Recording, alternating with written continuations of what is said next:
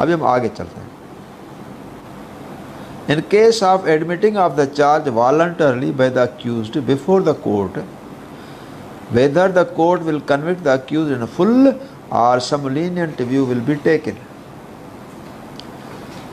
आपको पता है ये चार्ज है क्या, चार्ज फ्रेम कैसे होता है, प्ली रिकॉर्ड कैसे होती है और कोर्ट उनसे पूछती कैसी है, फिर जो उसका जवाब आता है वो कैसे लिखा जाता है, उनका जवाब क्या आना चाहिए और लॉ की रिक्वायरमेंट क्या है, अगर वो चार्ज एडमिट करते हैं तो कोर्ट को क्या करना चाहिए, अगर चार्ज एडमिट नहीं करते हैं तो फिर कोर्ट को क्या करना चाहिए। ये तो सारे क्वेश्चंस हैं ना। अगर हम सारे क्वेश्चंस को पहले समझेंगे तो फिर बाद में इस क्वेश्चन को समझेंगे कि भाई जब वो कोई प्ली रिकॉर्ड होती है और उसके अंदर कोई एडमिट करता है गिल्ट, तो कोर्ट उसको जो सज़ा देती है either that is awarded in full और लीनियंट व्यू इज़ टेकन। ठीक है ना। चार्ज जो फ्रेम होती है वो होती है 242 CRPC 242।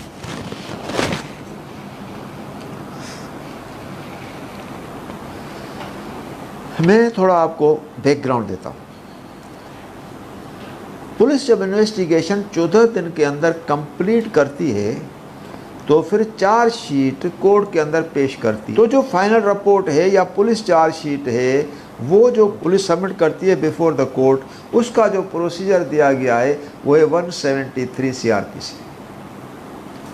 और ये चालान या चार्जशीट जो कोर्ट के अंदर पेश किया जाता है वो 173 CRPC में पेश किया जाता है। 173 CRPC में प्रेजेंटेशन ऑफ द चालान के लेक्चर्स में आपको गुज़श्ता काफ़ी लेक्चर्स के दौरान दे चुका हूँ। जब चालान पेश हो गया तो कोर्ट ने वहाँ चालान पर लिखा कि भाई ठीक है, challan is submitted before the court by so and so police station which is admitted, means cognizance is taken by the court upon that police report। जब मजिस्ट्रेट ने कॉग्निजेंस लिया, अक्यूज अगर कस्टडी में है तो वो कहलाती है physical custody, means police custody. अब पुलिस कस्टडी से अक्यूज आ जाएगा जुडिशल कस्टडी में। चालान जब कोर्ट के अंदर प्रेजेंट होता है तो उसके अंदर पहला काम जो मजिस्ट्रेट का है वो ये करता है कि भाई आप जो है वो प्रोसिक्यूटर, जो असिस्टेंट प्रोसिक्यूटर होता है उसको कोर्ट कहती है, मजिस्ट्रेट कहता है भाई इस अक्यूज को आप पुलिस पेपर्स जो भी हैं वो सप्लाई करें फ्री ऑफ कास्ट। उस पेपर्स में क्या आता है, उस पेपर्स के अंदर जो स्टेटमेंट होती है विटनेसेस की 161 में, जो स्टेटमेंट विटनेसेस की होती है 164 में, और मेमो ऑफ साइट जो नक्शा या मैप जो है वो साइट का जो फर्स्ट विज़िट का वो उसको प्रोवाइड करते हैं। उसके पीछे लॉजिक ये है कि अक्यूज़ को चार्ज जो फ्रेम होगी वो 7 दिन के अंदर फ्रेम होगी, और उस 7 दिन फ्रेम होने से पहले अक्यूज़ इनेबल हो टू डिफेंड द चार्ज और confront with the charge properly and he must know what is allegation and accusation against him। तो वो उनको अवेयर करने के लिए, आगाही देने के लिए ये डॉक्यूमेंट्स को देते हैं। तो या तो ये खुद प्रिपरेशन करे या कोई डिफेंस काउंसिल एंगेज करे। 7 दिन के बाद ये चार्ज फ्रेम होती है, वो फ्रेम होती है 242 CRPC में। अभी हम जो क्वेश्चन है हम उसकी तरफ आते हैं, लेकिन पहले आपको बैकग्राउंड देना ज़रूरी था।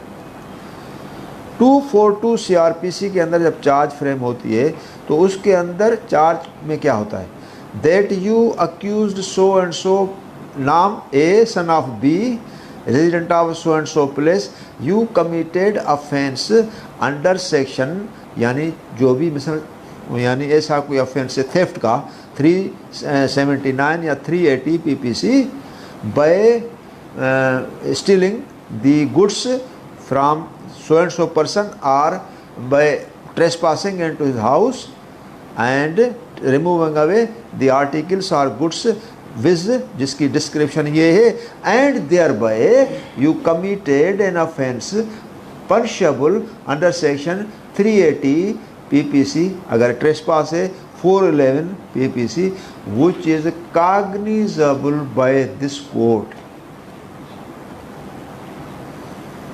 You are therefore under this charge called upon to explain whether you admit the allegation or not. ये तो हो गई चार्ज। चार्ज के साथ एक प्ली होती है। प्ली के अंदर ये लिखा जाता है कि you have heard the charge and now you tell whether you admit the charge or not. अच्छा, अभी यानी ये चार्ज तो कोर्ट फ्रेम करती है, क्यों? कोर्ट के पास हज़ारों इंस्टेंसेस हैं जिसके अंदर काफ़ी लोग एडमिट करते हैं, काफ़ी नहीं करते। क्योंकि चार्ज फ्रेम करने के टाइम पे कोर्ट को तो ये पता नहीं होता कि भाई एडमिट करेगा या नहीं करेगा। अगर एडमिट करे तो फिर कोर्ट ऑर्डर करती है, अगर एडमिट ना करे तो भी कोर्ट ऑर्डर करती है। Then what order shall be pass by the court, this is very important. Suppose कीजिए अक्यूज ने एडमिट नहीं किया, भाई sir I do not admit charge, I do not admit the truth of allegation and I claim trial. तो court लिखेगी the accuse did not admit the truth of allegation and claims for trial, let case be proceeded, prosecution witnesses be summoned, assistant prosecutor be informed accordingly, on next date witnesses may be called and their evidence may be recorded. ये order हो गया। Suppose accused कहता है sir मुझे गुनाह जो है, जुर्म जो है वो तस्लीम है, मैं एडमिट करता हूँ। Then there are procedures under section 243 and 244 CRPC। जो अक्यूज एडमिट करता है, जो कोर्ट चार्ज फ्रेम करती है, तो फिर ये लाजमी नहीं है कि आप उस चार्ज पर देखें उसने एडमिट किया और उसको पूरे का पूरा डोज दे दें। ये भी कोर्ट के लिए लाजिम नहीं है कि अगर उसने फ्रेंकली एडमिट कर दिया है तो लीनियंट व्यू ले। लीनियंट व्यू लेने का लॉ के अंदर कोई भी प्रोविजन नहीं है। हालांकि नंबर ऑफ द केसेस में जज लिखते हैं since the accuse has pleaded guilty I take lenient view. मैंने खुद भी यही लिखा है, एज अ मजिस्ट्रेट में भी ये लिखता था, since accuse has pleaded guilty voluntarily therefore I take lenient view. Requirement ये रिक्वायरमेंट जो है वो लॉ के अंदर नहीं है, ये डिस्क्रिशनरी पावर है मजिस्ट्रेट का और जज का। लॉ का इसके पीछे कुछ मैकेनिज्म भी है कि भाई अगर वो कोई मुजरिम अगर लीड करता है तो आप लीनियंट व्यू लें, उसके पीछे लॉजिक है। सेक्शन 412 CRPC कहता है अगर एडमिशन पे, प्लीड गिल्टी करने पे अगर कोई बंदा सज़ा उसको मिली है तो उसकी अपील नहीं होती। अपील इज बार्ड, एक्सेप्टिंग, जो एक्सेप्शन दी गई है, अगर कोई उस ऑर्डर के अंदर इलीगलिटी नहीं है। What is illegality in that order? 412 में लिखा गया है कि अगर कोई अक्यूज वॉलंटियरली एडमिट करता है, अपना जुर्म तस्लीम करता है, तो आप उसको जो सज़ा देते हैं वो सज़ा अपीलेबल नहीं है। लेकिन अगर, या कि एक्सेप्शन दी गई है, अगर उस सज़ा के अंदर जज ने कोई इलीगलिटी की है तो ये अपील बनेगी। नाउ अभी पॉइंट ये है कि what illegality can be presumed from the जज और मजिस्ट्रेट। कौन सी गलती हो सकती है? यही चीज़ है ना। 382B CRPC, benefit of section 382B CRPC।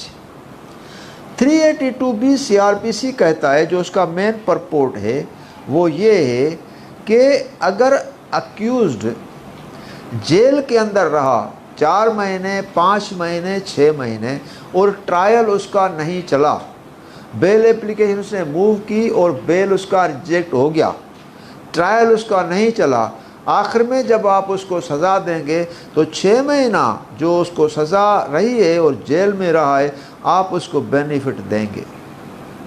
क्यों? कि ये अकाउंट किस में जाएगा?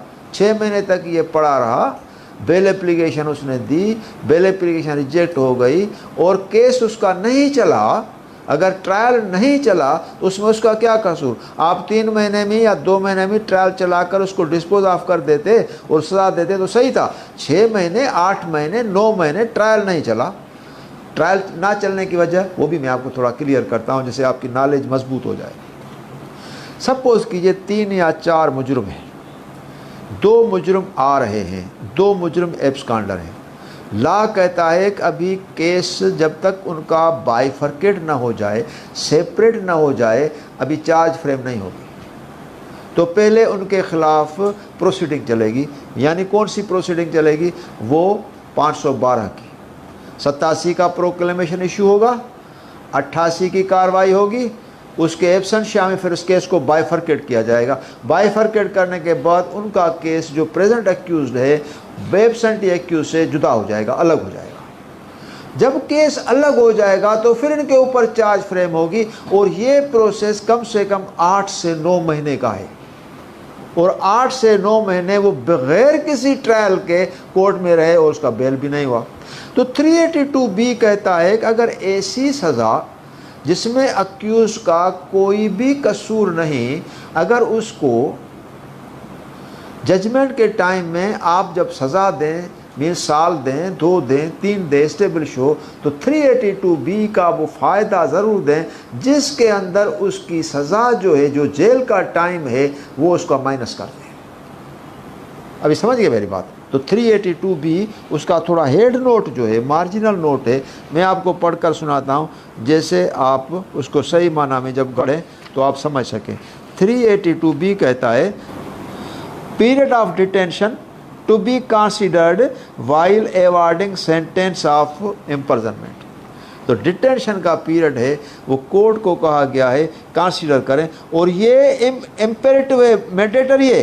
Where a court decides to pass a sentence of imprisonment on accused for an offence it shall, यानी ये ऑब्लिगेटरी नहीं है, प्रोविजनरी नहीं है, डिस्क्रिशन नहीं है, मैंडेटरी है। कोर्ट के ऊपर मैंडेट दिया गया है कि अगर आप कंसीडर नहीं करेंगे तो आपकी सेंटेंस को नलीफाई किया जाएगा, इलीगल ट्रीट किया जाएगा, सेंटेंस को सेट असाइड किया जाएगा। ऊपर वाली अपीलेट कोर्ट सेट असाइड करेगी और क्या होल्ड करेगी कि sentence awarded by the magistrate is illegal, abruptly illegal and violation of section 382B CRPC। अभी हमारा क्वेश्चन जो है वो ये है कि एक्सटेंट जो है वो अगर कोई प्लीड गिल्टी करता है तो फुल होनी चाहिए या लीनेंट व्यू लेना चाहिए, उसके लिए यानी लॉ कोई चीज़ वाज़ेह नहीं करता। लॉ के अंदर ये नहीं है कि if accuse voluntarily pleads guilty then lenient view shall be taken, there is no mention, there is no any such proposition under any law. However, जो मैंने अभी आपको अपना इंस्टेंस भी बताया कि court takes lenient view, court virtually takes lenient view since the accuse has placed himself at the mercy of the court and admitted the truth of allegation. तो court उसके लिए लीनिएंट व्यू लेती है कि भाई इसकी रिफाइनमेंट होगी, सुधर जाएगा और आगे चलकर ऐसे काम नहीं करेगा। तो अभी जब एक जज है सज़ा देता है एक अक्यूज़ को, और अक्यूज़ को सज़ा देता है सपोज़ कीजिए 2.5 साल, क्योंकि उसके डोमेन जो है, जो पावर जुडिशल डोमेन है फर्स्ट क्लास मजिस्ट्रेट का, जो लॉ के अंदर दिया गया है सेक्शन 30 के अंदर, वो है कि आपका जो पावर है वो सज़ा का वो है 3 साल का। Maximum punishment awarded by the magistrate, first class or judicial magistrate, that is 3 years, and beyond that he cannot award the sentence. उसमें मजिस्ट्रेट ने 3 साल सज़ा दे दी या 2.5 साल सज़ा दे दी, एज अक्यूज प्लीडेड गिल्टी, और उसने कहा कि भाई मैं प्लीड गिल्टी करता हूँ, तो फिर कोर्ट कहती है कि plea was recorded, accuse show cause notice was given to the accused, even then he was bent upon to admit the charge and he did not care for any consequence. It appears that accused has admitted his guilt voluntarily and the offence allegedly with which he is charged punishable with imprisonment for so and so term. The court therefore awards him punishment for 2 or 3 years on his own admission. Court ने उसको दे दी, बोला इसको ले जाओ, क्योंकि उसने सज़ा जो है ना वो खुद एडमिट कर दिया है। वकील ने जब उसको पढ़ा, वकील ने कहा कि इस सज़ा के अंदर जज की इलीगलिटी है। अक्यूज 6 महीने 8 महीने जेल में रहा था, उसने एडमिट कर दिया, मजिस्ट्रेट ने उस एडमिशन में 6-8 महीने का जिक्र ही नहीं किया और उसको फुल डोज दे दिया, तो ये सज़ा हो गई 3-3.5 साल। 3.5 साल का उसको पावर नहीं था। और बेनिफिट 382 का 2B का जो मैंडेटरी था वो खुद मजिस्ट्रेट ने वायोलेट किया, तो सज़ा क्या हो गई? सज़ा become bed in law, absolutely illegal and unwarranted by the law. तो उसकी अपील बनती है, ठीक है ना। अपील कैसे बनती है ये भी मैंने आपको एक इंस्टेंस के साथ, एक मिसाल के साथ आपको बता दिया कि इस तरह की अगर कोई होगी तो फिर वो इलीगलिटी फिर वो अपील के अंदर जाएगी और अपील के अंदर से सज़ा जो है वो सेट असाइड हो जाएगी। तो ये लॉ के अंदर एक मैकेनिज़्म है जो अभी मैंने आपको समझा दिया और उसके पीछे जो बैकग्राउंड था वो भी आपको बता दिया। अच्छा, क्वेश्चन नंबर 4 है कि what is essential requirement of law for examining the accomplice as a witness. भाई ये अकम्प्लाइज आप समझते हैं? Who is accomplice? Guilty associate, criminal partner. 2 बंदे हैं, उन्होंने क्राइम किया, एक ने अबेट किया दूसरे ने मारा, या एक खड़ा था एक ने मारा, या एक ने कंस्पायरेसी की दूसरे ने मारा। तो इसके अंदर जो मारने वाला या कंस्पायरेसी करने वाला ये एक क्या करता है, जो दूसरे के ऊपर यानी वायदे मुआफ गवाह बन जाता है, जिसको लॉ के अंदर अप्रूवर कहते हैं। वो सच बोलता है बिफोर दी प्रोसिक्यूटर कि मैंने ये कसूर किया है, अगर आप मुझे पार्डन दे दें तो मैं अपने साथी के ख़िलाफ़ गवाही दूंगा, इसके कहने पे मैंने इसको मारा। प्रोसिक्यूटर उसको सैंक्शन देता है। हालांकि इसके पीछे बैकग्राउंड में तो प्रोविंशियल गवर्नमेंट होती है या फेडरल गवर्नमेंट होती है, लेकिन लॉ के अंदर प्रोविंशियल गवर्नमेंट भी नहीं आया और फेडरल गवर्नमेंट भी नहीं है, वो है district public prosecutor means DPP। DPP जो है वो उसकी सैंक्शन देता है। और ये जो प्रोसीजर है अकम्प्लाइज का वो दिया, टेंडर ऑफ पार्डन का वो दिया गया है 337 CRPC, 337 CRPC, tender of pardon के ये जो माफ़ी किस तरह से टेंडर होती है, किस तरह से मिलती है। जब वो बंदा एडमिट करता है कि मैंने वाकई ये ऑफेंस किया है और उसको प्रोसिक्यूटर पार्डन जो है यानी माफ़ी जो है वो देता है इन राइटिंग, तो अभी लॉ कहता है कि इस कार्रवाई का जो सेटअप है या मैकेनिज़्म है उसको थोड़ा चेंज करें।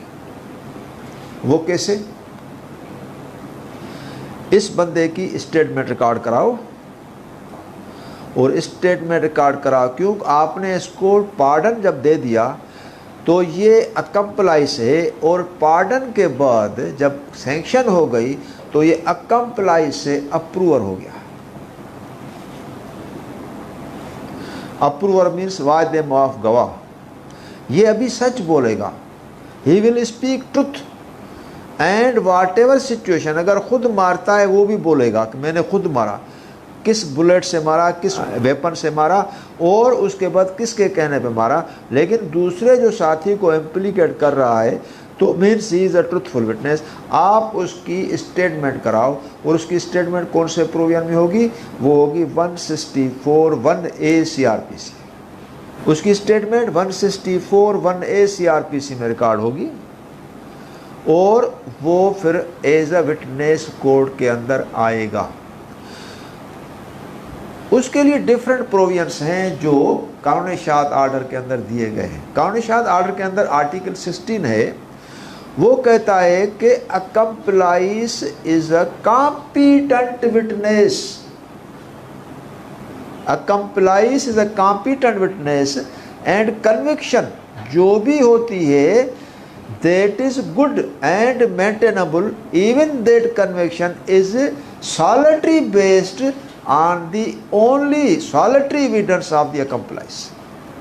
Means if there is no any corroboration from any quarter in support of the evidence of the accomplice, then that evidence of accomplice is good and worth inspiring, and conviction can be made on that solitary evidence of the accomplice.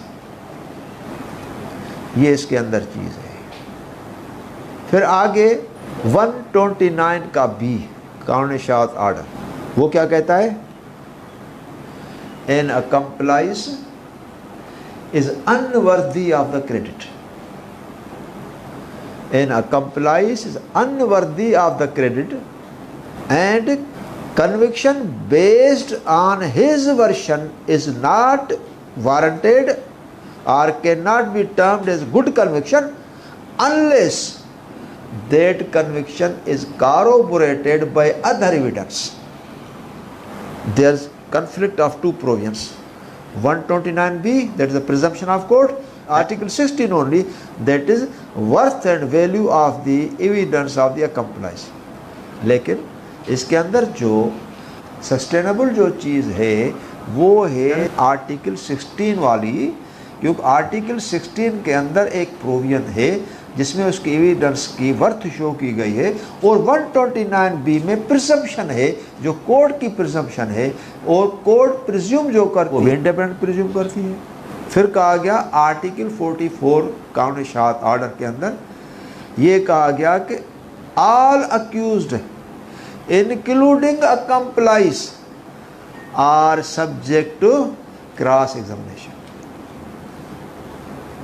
All accused including accomplice are subject to cross examination. उनकी cross examination होगी,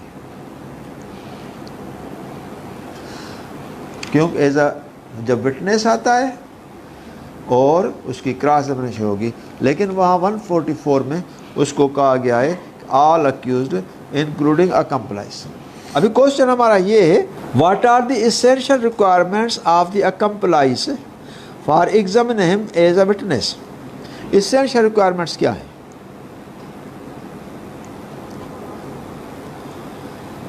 N accused